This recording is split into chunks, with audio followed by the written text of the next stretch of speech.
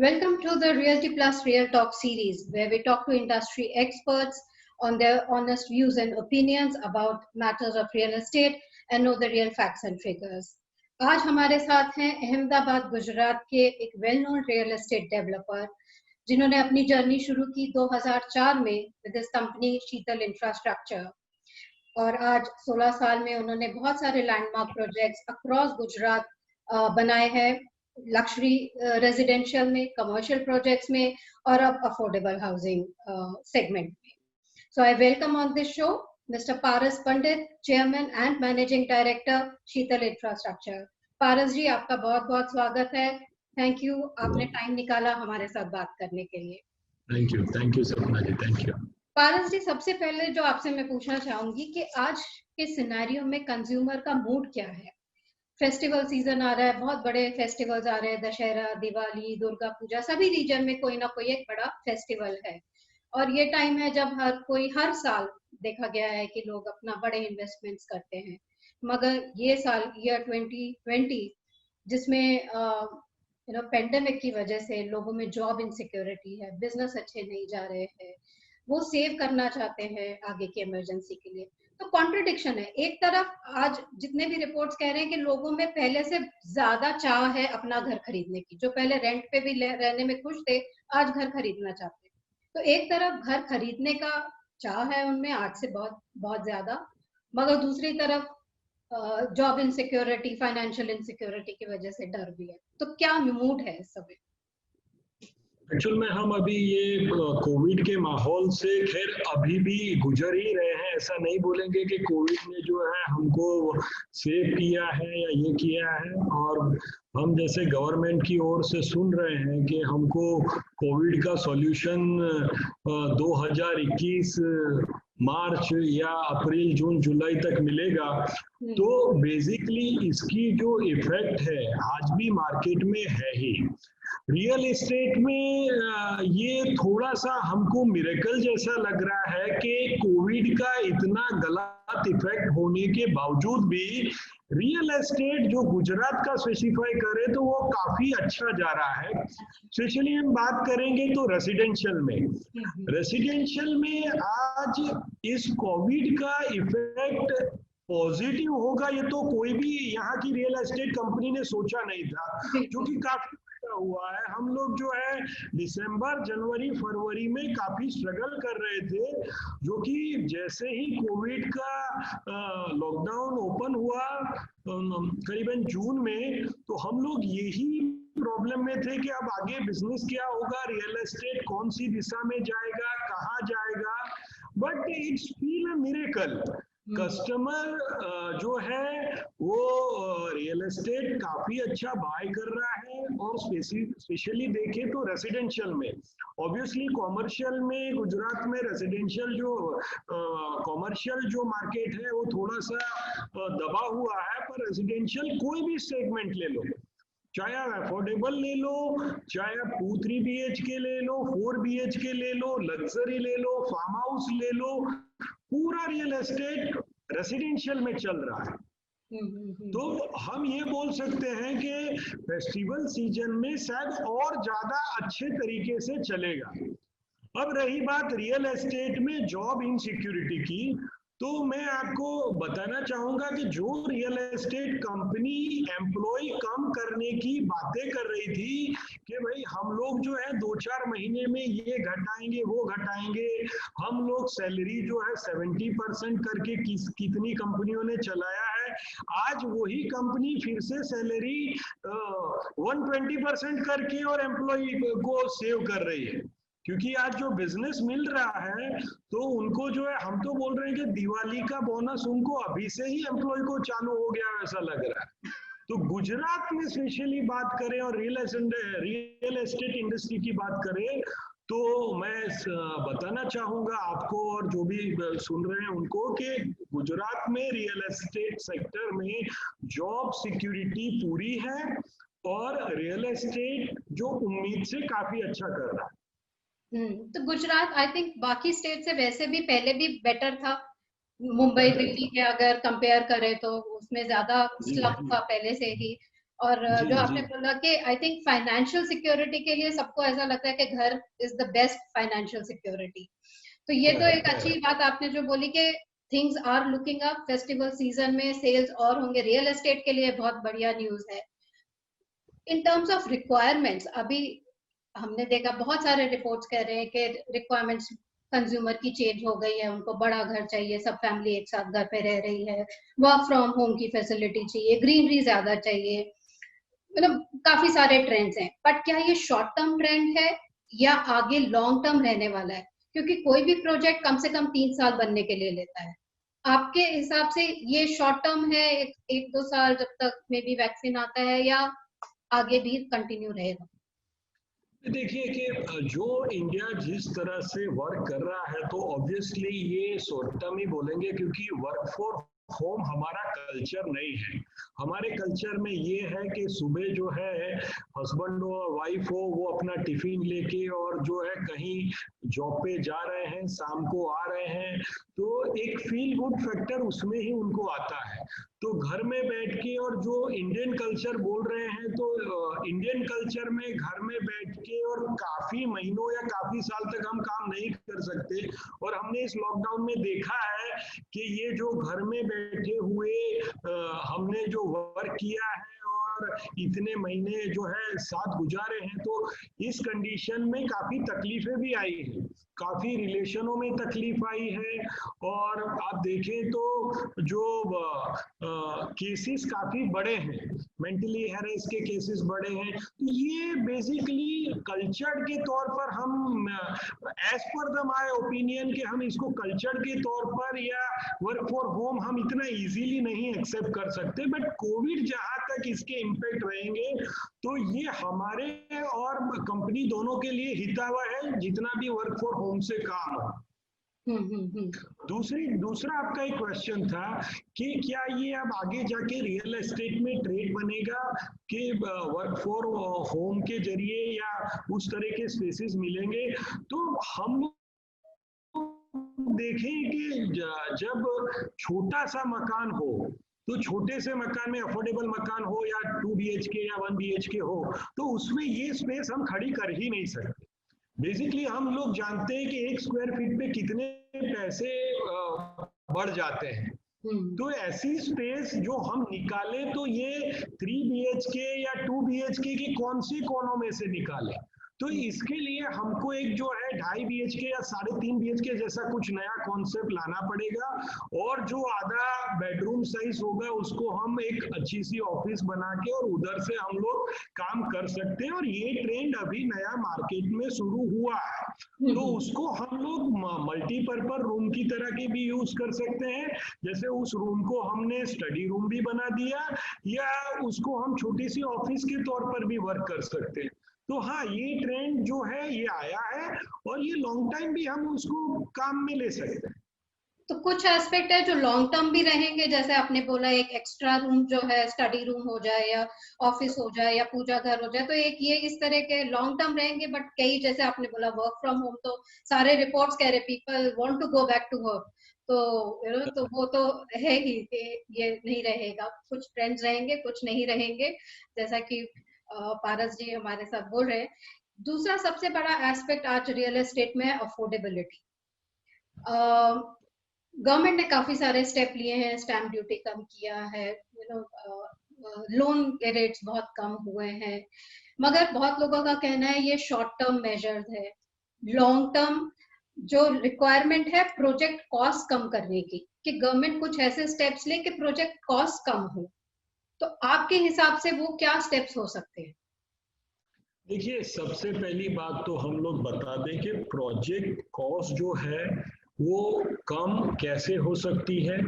ये अभी real estate market में इसीलिए पॉसिबल नहीं है कि आप लैंड से लेके और कंस्ट्रक्शन के जितने भी स्टील, सीमेंट और जो भी चीजें उसमें यूज हो सकती हैं, प्लस ये 4-5 महीने जो लॉकडाउन का जो नेगेटिव इफेक्ट रहा, लेबर कॉस्ट बढ़ गया, तो हम लोगों को मेंटली प्रिपेयर होना पड़ेगा कि हाँ, ये जो कंस्ट्रक्शन कॉस्ट या लैंड कॉस्ट कम नहीं होगा तो प्रोडक्ट कॉस्ट पॉसिबल ही नहीं है कि इसको कम रेट पे सर्व किए जाए। इनफैक्ट आगे बढ़ेगा ही।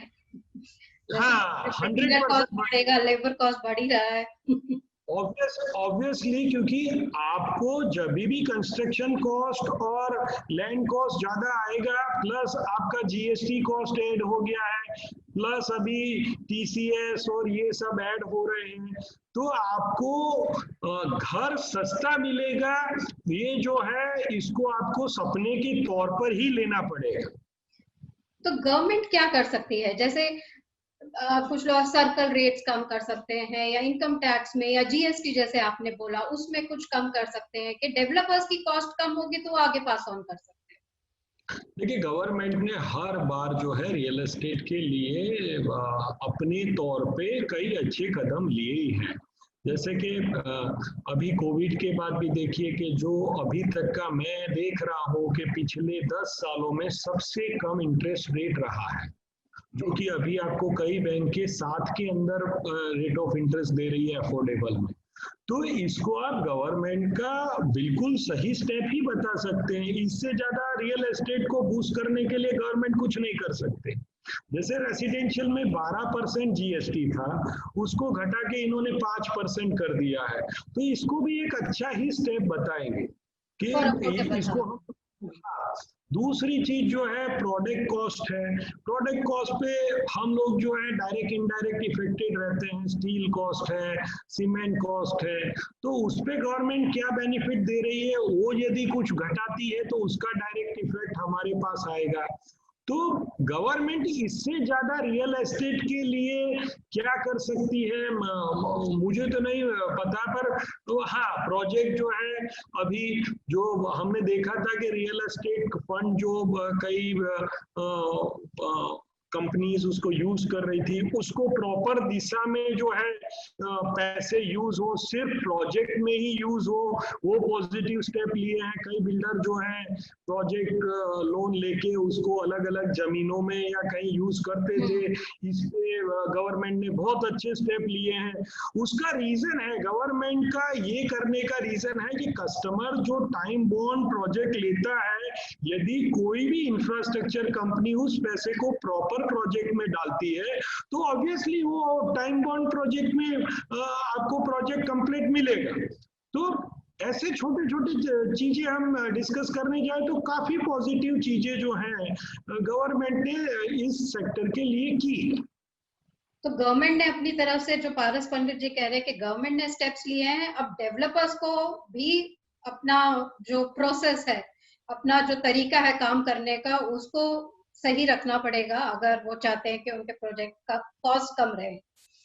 तो ये रेजिडेंशियल का तो हमने बात किया, पारस जी, अफोर्डेबल हाउसिंग हमने बात किया कि उसमें काफी कुछ गवर्नमेंट कर रही है। कमर्शियल सेगमेंट का अगर बात करें, स्पेशली गुजरात में, Gujarat is one of the most industrialised states, economy wise also it is one of the strong states. मगर जब कॉर्पोरेट्स और एमएनसीज हैं, उनके लिए आज भी Pune, Hyderabad, Bangalore are the states जहां कमर्शियल के लिए वो जाते हैं। गुजरात में कमर्शियल लीजिंग बढ़ाने के लिए डेवलपर्स और गवर्नमेंट क्या कर सकते हैं? देखिए, सबसे पहली बात तो हम लोग रियल एस्टेट को आफ्टर कोविड हमको देखना पड़ेगा कमर्शियल सेक्टर्स में। Real estate commercial sector after Covid, ये हमको बहुत ही प्रॉपर तरीके से स्वीकारना पड़ेगा कि अभी आफ्टर कोविड कमर्शियल जो है काफी इफेक्टेड हुआ है वर्क फॉर होम की वजह से। तो कई जो है बड़े बड़े कॉर्पोरेट्स हैं, उन्होंने जो है दिसंबर, जनवरी, फरवरी तक वर्क फॉर होम के ऑर्डर दे दिए हैं। तो उस बेस पे जितने भी ऑफिस स्पेस हैं या जो भी है, इसका रेंटल इफेक्ट ये लोग जो है ओनर को दे रहे हैं। तो उस बेस पे जो भी कमर्शियल इन्वेस्टर्स हैं उनके जो है कैलकुलेशन बहुत हम देसी भाषा में कहें तो गड़बड़ा गए हैं, क्योंकि वो लोग भी जो है ऑफिस स्पेस खरीद के बड़े कॉर्पोरेट को दिए हुए हैं और उसमें जो है आज लोन बैंक लोन लिए हुए हैं और उनके इंस्टॉलमेंट में ये इफेक्ट आने लगी है। उस बेस पे यदि कोई ब्रांड देख ले, शोरूम्स देख ले, उसमें भी जो है अभी कस्टमर्स इतने उनको वो नहीं हो रहे हैं, तो उसमें भी जो है बड़ी बड़ी ब्रांड लीज पे इफेक्ट डाल रही है। तो एक जो है पिछले 3-4 महीनों में कमर्शियल सेक्टर में थोड़ा सा नेगेटिव माहौल आया है, जिसको गवर्नमेंट को बैठ के और थोड़ा सा प्राइवेट डेवलपर को बैठ के उसको सुधारना पड़ेगा। और ये जो नेगेटिव माहौल है, ये मैं नहीं समझता कि ये आफ्टर कोविड यदि इसका जो सॉल्यूशन कोविड का मैं मानता हूँ मार्च अप्रैल तक निकल जाता है, तो अहमदाबाद का और गुजरात का कमर्शियल मार्केट भी उतना स्ट्रांग रहा है और इन फ्यूचर उतना स्ट्रांग शायद और ज्यादा स्ट्रांग होके बाहर आएगा। तो कोविड के बाद लगता है कि कमर्शियल सेगमेंट भी, अभी तो गिफ्ट सिटी वगैरह सब रेडी है, वहां भी अभी लीजिंग शुरू हो गई है।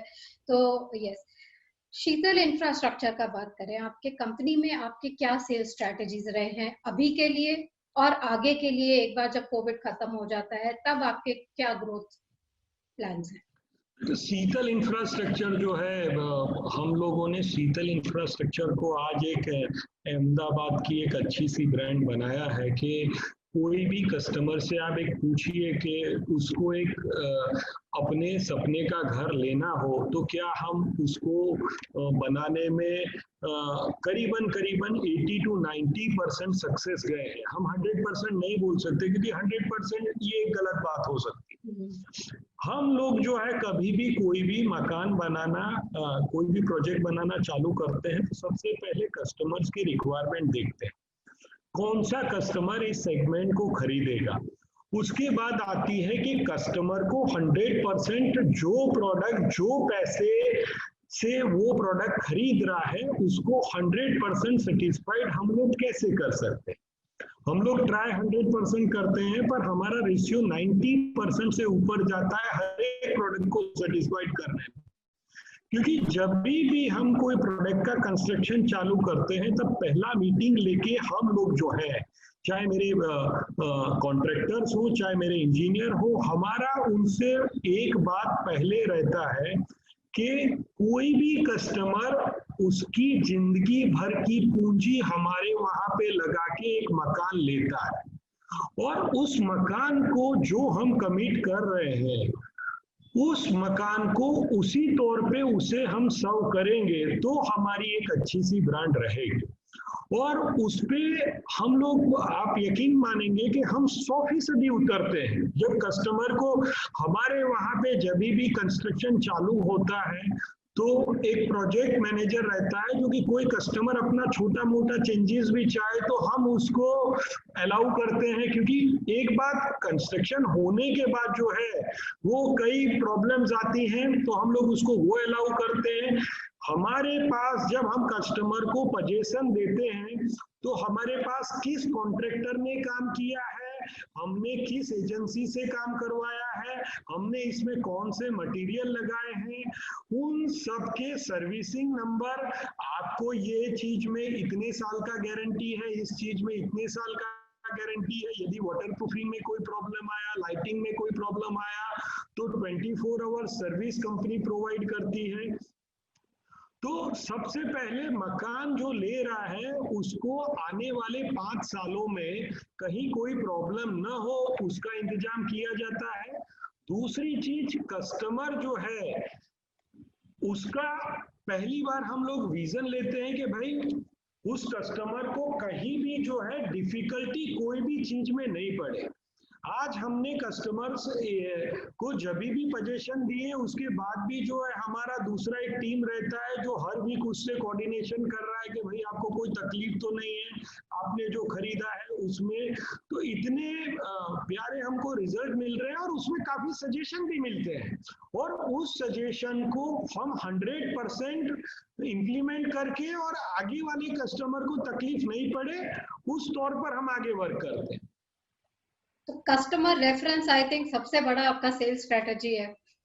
100%। यदि कस्टमर जो है, अभी हमने नए कॉन्सेप्ट चालू किए हैं, जिस प्रोजेक्ट में हमने पोजीशन दे दी है उसमें सेकंड और फोर्थ सैटरडे जो होता है वो हर एक प्रोजेक्ट का जो है हमने एक एलाइट क्लब बना दिया है। जैसे कि हमारा यहाँ पे एक प्रेस्टिजियस प्रोजेक्ट है शीतल एक्वा करके, यहाँ पे शाहीबाग में रिवर फ्रंट पे, तो हमने एक शीतल एक्वा एलाइट क्लब बना दिया है, जिसमें हम लोगों ने हमारी कंपनी की तरफ से जो है उनका पूरा योगा से लेके जो अच्छी ब्रांड के योग गुरु हैं उनके साथ जो है उनको योग ट्रेनिंग मिले। उसके बाद सेकंड और फोर्थ सैटरडे जो है पूरा म्यूजिकल नाइट रहे, डिनर रहे, ये रहे, जो चीजें हैं हम उसको डेवलप करते जा रहे हैं कि भाई उसको हम कितनी सर्विसेज और प्रोवाइड कर सकते हैं by the free of cost.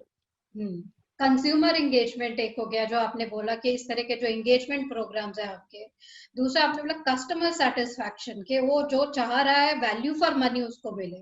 और तीसरा जो आपने बोला आफ्टर सेल सर्विस, कि कल को 5 साल में भी उसको अगर कोई प्रॉब्लम है तो Sheetal infrastructure is there to take care.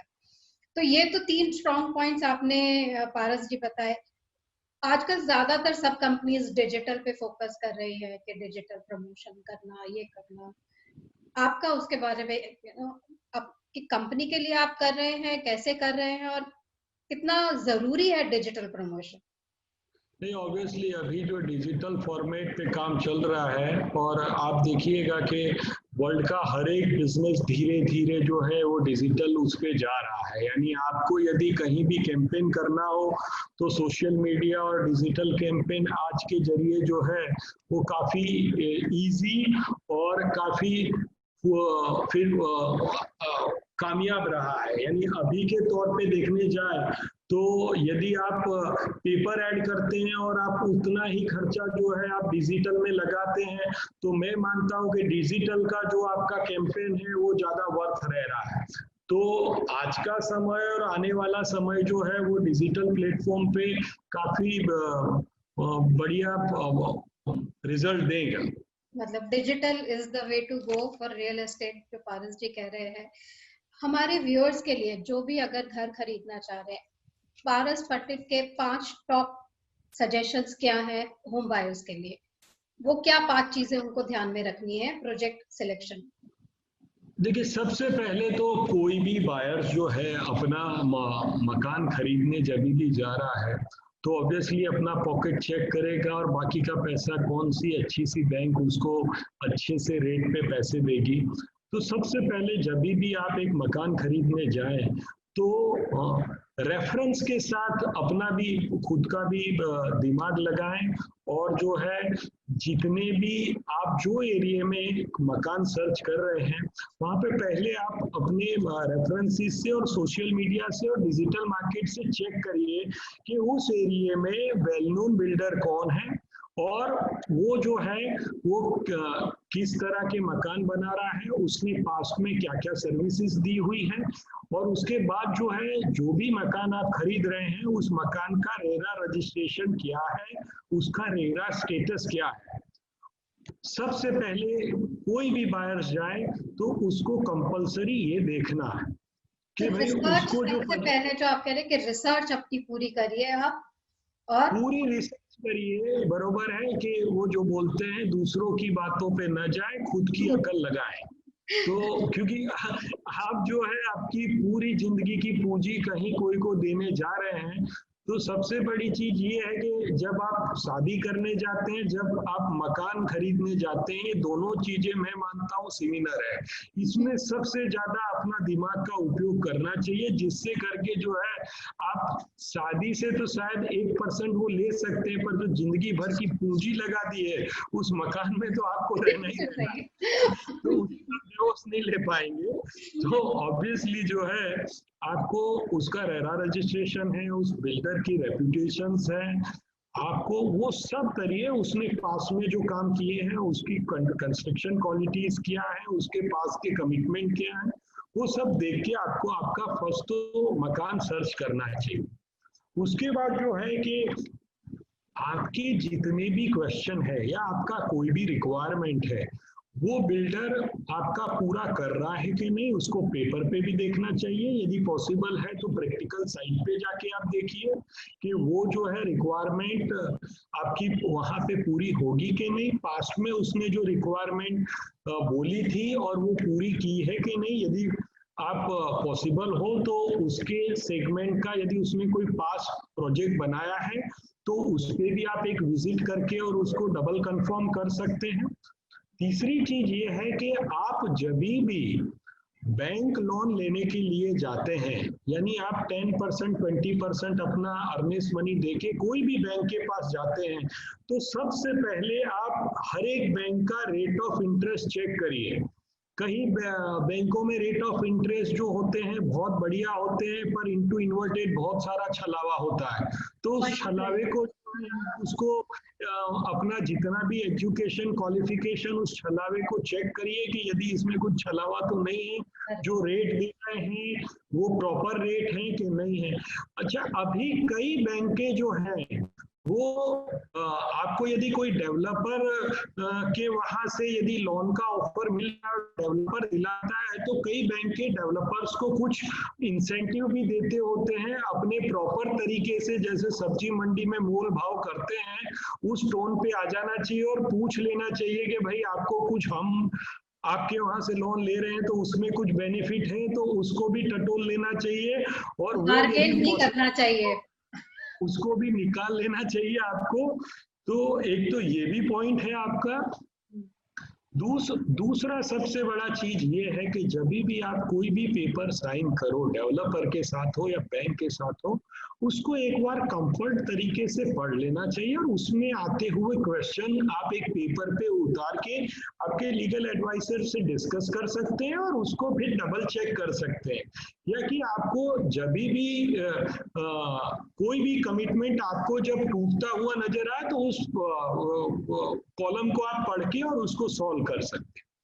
तो ऐसे कई छोटे छोटे भी पॉइंट होते हैं जो कस्टमर आपको जो बोल रहा है, जो ब्रांड डालने की, जो क्वालिटी डालने की आपके घर में, क्या वो आपको दे रहा है कि नहीं दे रहा है, और वो भी आपको डबल चेक कर लेना चाहिए कि भाई आपके सीपी सैनिटरी क्या है, टाइल्स क्या है, आपके जो है दरवाजे काय के कैसे लगेंगे, जो आपको कॉमन एमिनिटीज दे रहा है वो कॉमन एमिनिटीज क्या होगी क्या नहीं होगी, उसका क्लैरिफिकेशन हो जाना चाहिए। तो ऐसे कई चीजें हैं। तो आप जितना आप उसमें जाएंगे, आप अपने आप को मकान खरीदने से पहले खुद को 100% कॉन्फिडेंट और कंफर्ट करिए कि भाई जो हम लेने जा रहे हैं, उसके बाद जो है आप डील स्टार्ट करिए। और डील जब भी स्टार्ट करते हैं और जो फॉर्म आप भरते हैं उसको फिर से रिपीट करना चाहूंगा कि 2 बार पढ़ के उस फॉर्म पे आप साइन करिए, जिसमें कहीं कोई छुपे टर्म्स और कंडीशन ना हो। करेक्ट। सो पारस पंडित जी ने बहुत बढ़िया 5 पॉइंट बताए हैं। सबसे पहले रिसर्च रिसर्च रिसर्च, जितना आप रिसर्च करेंगे, क्या प्रॉपर्टी लेना है, कैसा लेना है, कहाँ लेना है, उसके फाइनल पॉइंट्स, रेरा साइट पे जाकर के पूरा रिसर्च करिए, रेफरेंसेस लीजिए। सेकंड पॉइंट, जो पुराने प्रोजेक्ट्स हैं वहां के रेजिडेंट से रेफरेंसेस लीजिए, बिल्डर के बारे में, प्रोजेक्ट्स के बारे में, उनके काम के बारे में। रेट ऑफ इंटरेस्ट, अगर आप होम लोन ले रहे हैं तो हर तरह का रेट ऑफ इंटरेस्ट चेक करिए, फाइन प्रिंट चेक करिए कि कहीं कोई छलावा तो नहीं है, जैसे पारस जी ने अभी कहा। सेकेंडली, बार्गेन करने से मत घबराइए, बार्गेन कीजिए जितना भी आप कर सकते हैं, रेट ऑफ इंटरेस्ट है या कॉस्ट पे।